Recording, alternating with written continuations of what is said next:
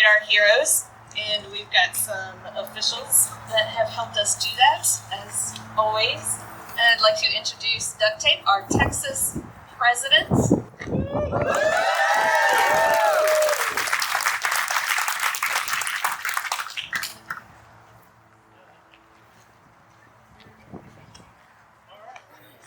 So do I need to talk into both? Okay. All right. Good morning, everybody. Thank you for coming out. I have a speech. I'm a good reader, so. Thank you, everyone that has come out today to help honor our B.A.C.A heroes. Bikers Against Child Abuse is a 501c3 nonprofit organization that exists as a body of bikers to empower abused children to not feel afraid of the world in which they live. As you know, B.A.C.A has worked with abused children for over 25 years. We refer to these children as our heroes because they found the courage to speak out and put a stop to their abuse. And since April is the month for child abuse awareness and prevention, we feel it fitting to pay tribute to these heroes. The great country of Texas has issued a proclamation paying tribute to our heroes for their bravery and determination in facing and overcoming their trauma.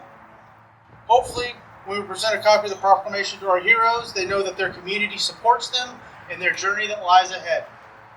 Ms. French has volunteered to read the proclamation for us. Voluntold.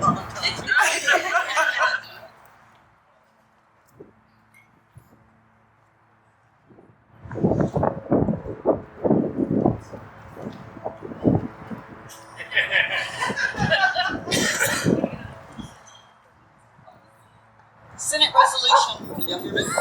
Resolution number 453. Senate of the State of Texas. Whereas the Senate of the State of Texas is pleased to join Bikers Against Child Abuse Incorporated in celebrating the last weekend of April of 2023 as B.A.C.A Heroes Weekend in Texas. And whereas Bikers Against Child Abuse is an international nonprofit organization dedicated to providing support and healing to children who have been abused. These children are known among the organization's members as heroes. And whereas this exemplary organization has instituted a number of initiatives to champion the survivors of child abuse, notably its adoption ceremonies at which a child who has been abused is brought into the Bikers Against Child Abuse family. And whereas it is truly fitting that a weekend be set aside to pay tribute to the bravery and determination shown by children who have experienced abuse in facing and overcoming their trauma. Now, therefore, be it resolved that the Senate of the State of Texas 88th Legislature hereby commend the members of Bikers Against Child Abuse Incorporated on their important work and their commitment to supporting the survivors of child abuse and extend to them best wishes for a successful B.A.C.A Heroes Weekend. And be it further resolved that a copy of this resolution be prepared in honor of this special event. And it's signed by the Senate members.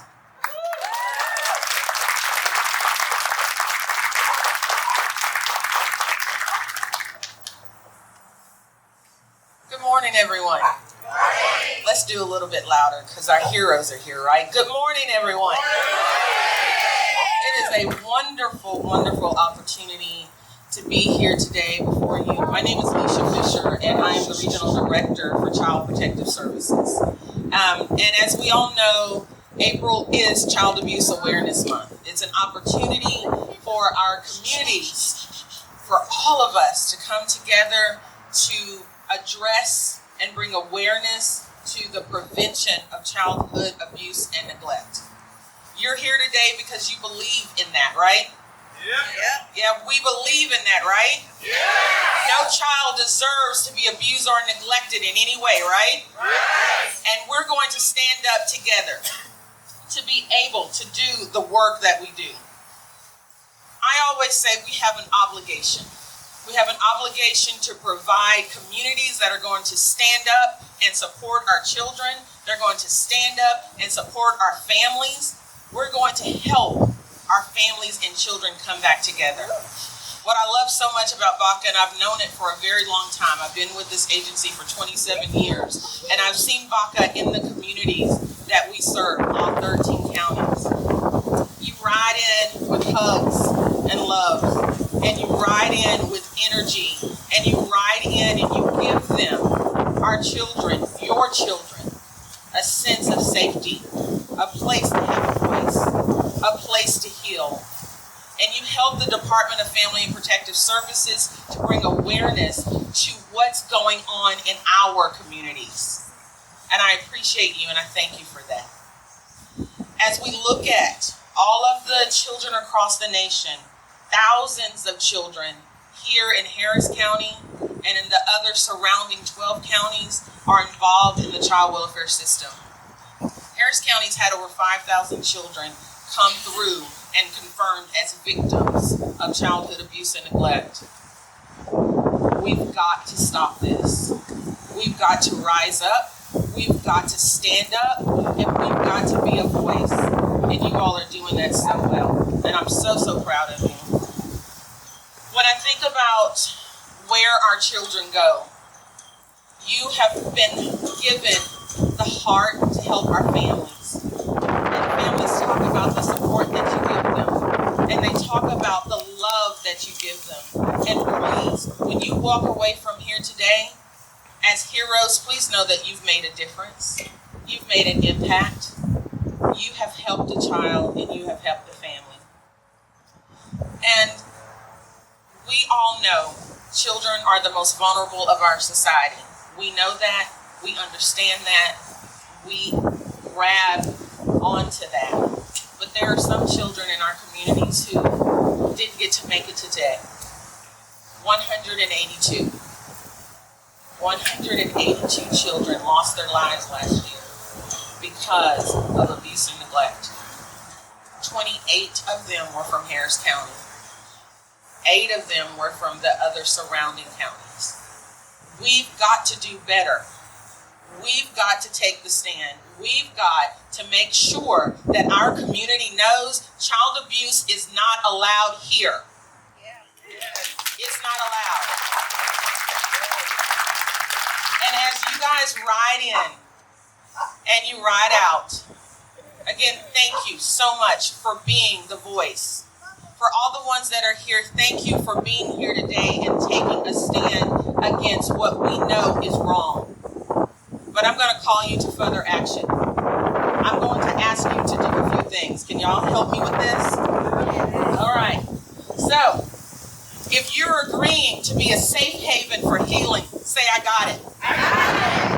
If you're agreeing to give a voice to the voiceless, say, I got it. I got it. If you are agreeing to be the one who is going to say, this is no more, this stops today, say, I got it. We will stand up together. We will be one voice. We will be one team. We will be one family to stop abuse and neglect. You are my heroes. You are our heroes. I am grateful. I am thankful. I'm appreciative that you are here today. God bless each and every one of you. Ride, B.A.C.A, ride.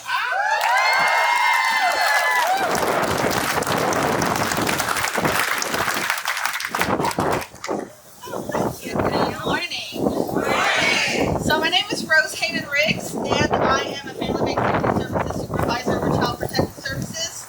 I am also a survivor of abuse and neglect. Notice I said survivor. Yeah. When I was a kid, I had a brother who passed away when I was 5, and my parents chose to make some decisions that led them down the road of using drugs and alcohol and not caring for the other 2 children that they had left behind. By the time I was 10, if you can say the word and abuse, I had experienced it. Physical, sexual, mental, verbal, not eating, not bathing, didn't brush my teeth, just latchkey kid, right? So when I was 15 years old, I finally got the courage to speak up and tell somebody what was happening in my home. CPS became involved. I would go to the CPS office in Angleton, Texas, and sit in the waiting room waiting to speak to my caseworker. And they had these, back then, now they have these pictures that they set up for tiers for kids who need to be adopted. Back then they had these 6-inch gray binders. There was just photo and photo and photo environments, children who needed to be adopted with their forever families. And as I'm sitting there waiting to speak to my own caseworker, not knowing what's going to happen, I'm more concerned about those kids than I am about myself. Just the moment I realized this is what I want to do with my life. I want to give back to an agency who did right by me, who removed me from a situation that was becoming increasingly more dangerous every day that I stayed in it. And I want to be a voice for the children and for the department that we are here to stop child abuse. That is the reason that I work for the agency. I've been with the agency for 6 years. I am privileged to share my story with you today. I will tell you that when I was 15 at CPS, my caseworker came to my house. There were some rules set in place. My mother broke all those rules, allowed my father to be around me when he wasn't supposed to be. So I ended up going and living with another family. And at 15 got adopted, which, trust me, I realized the severity of, that's not common. Once you hit those ages, it's really, really hard to find families who will take in teenagers. But I was blessed to have a family that said, hey, we want her. By the time I was 17, I was living on my own, determined that I was not going to be a statistic. I was not going to follow in my family's footsteps, and I was going to be the cycle breaker in my family. And I will say, and no offense to anybody, but I would not have been able to do any of that without God. And I can tell you today, beyond a reasonable shadow of a doubt, that if I had to go back and relive all of that again to be successful in my job now, I would do it in a heartbeat. Wouldn't change any of it. It gives me a different perspective. It gives me a in with some of these kids that we work with. It also gives me the opportunity to share with my workers that sometimes this is just how you were raised and you don't know any better. So sometimes you just have to figure out what it is with the family that you're going to be able to live with them and work with them and better their families so that they can keep their children. So I want to thank you for the opportunity to share my story. You guys are amazing. Thank you for everything that you do. And I hope you guys have a great day and that it stays dry.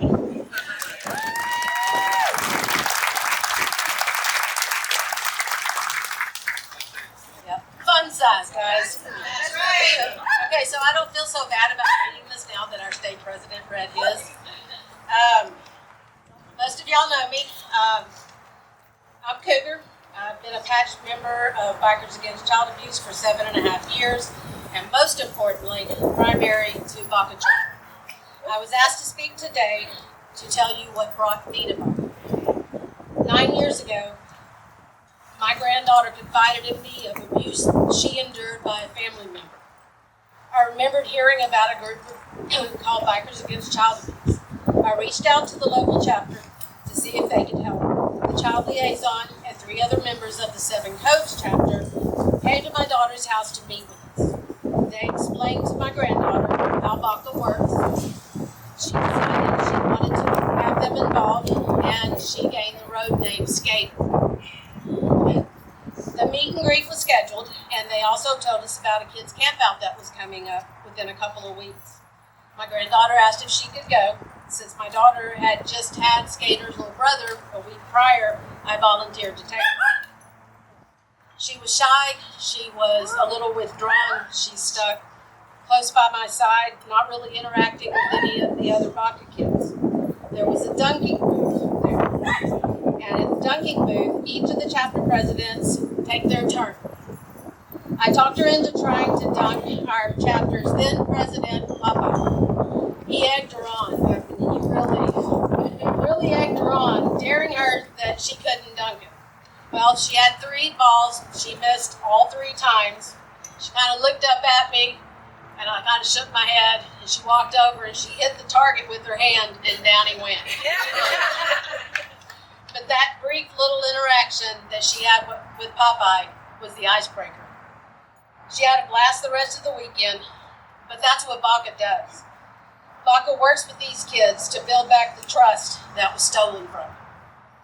When her day came in court, B.A.C.A was there, and as a family member, I cannot express enough how much they helped her. They brought her favorite snacks, played games, and kept her mind off of what was ahead of her. B.A.C.A puts 100% focus into the B.A.C.A child, making them feel safe in what can be an emotional, sometimes hostile environment with family members and friends of the abuser that may be there. Because of the empowerment from her brothers and sisters, my granddaughter gained the strength to get on the stand, face down her abuser, and tell her story to a room full of strangers. In February of 2015, she received her justice, and her abuser was sentenced to 30 years in prison.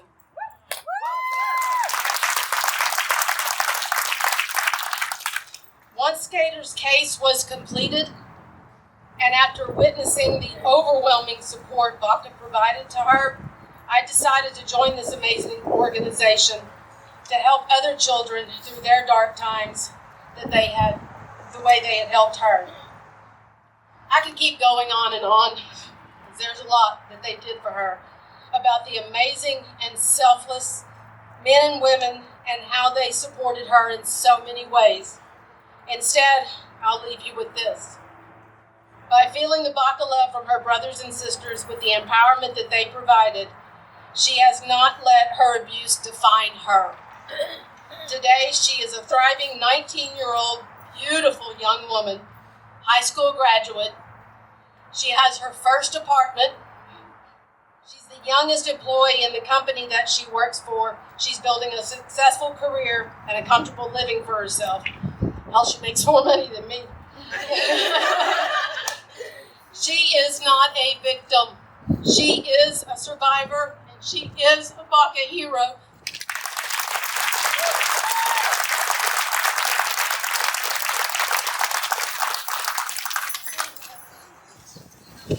Howdy, I have a speech too. Every hero needs B.A.C.A for different reasons. While our mission remains the same, the impact that we have on each hero is unique. Our mission explains that we will lend our physical and emotional support to our wounded heroes. For myself, the support I needed most was emotional.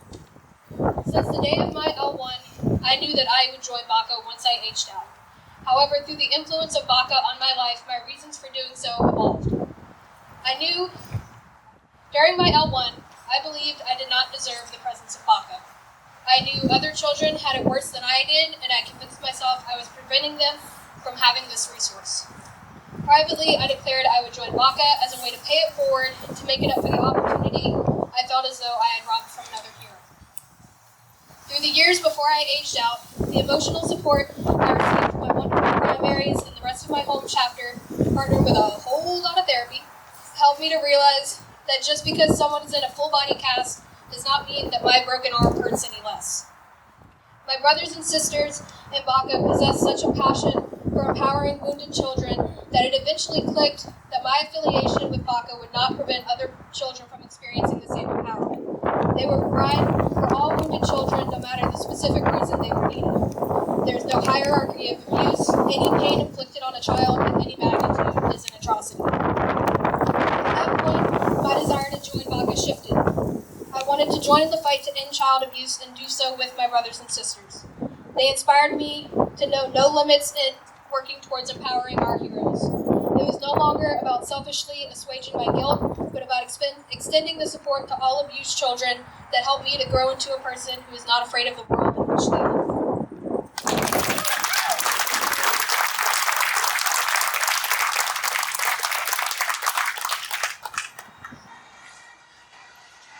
At this time, we'd like to take a moment of silence to remember the 182 children we lost to child abuse last year. We have them represented here in front of the table with 182 stuffies to represent each child. When you look at this and realize how many kids that really is. So let's please take a moment of silence.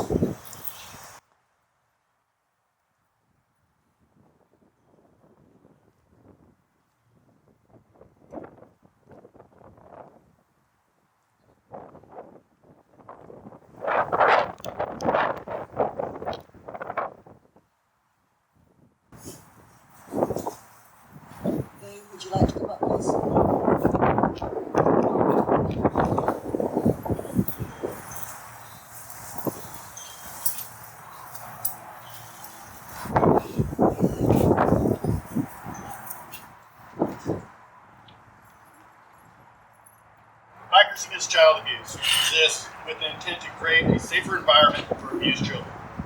We exist as a body of bikers to empower children not to feel afraid of the world in which they live. We stand ready to lend support to our wounded friends by involving them with an established, united organization. We work in conjunction with local and state officials who are already in place to protect children. We desire to send a clear message to all involved with the abused child that as part of our organization that we are prepared to lend our physical and emotional support to them by affiliation and our physical presence. We stand at the ready to shield these children from further abuse. We do not condone the use of violence or physical force in any manner. However, if circumstances arise that we are the only obstacle preventing a child from further abuse, we stand ready to be that obstacle. All right.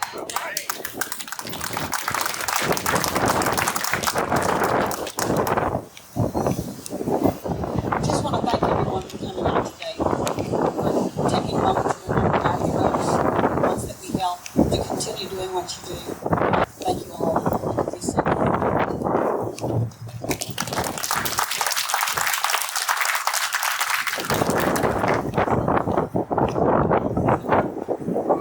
Yeah, so we've been asked if we'll go ahead and gather here to take a picture, and I just wanted to say, like, extra huge thank you to the Department of Family Services.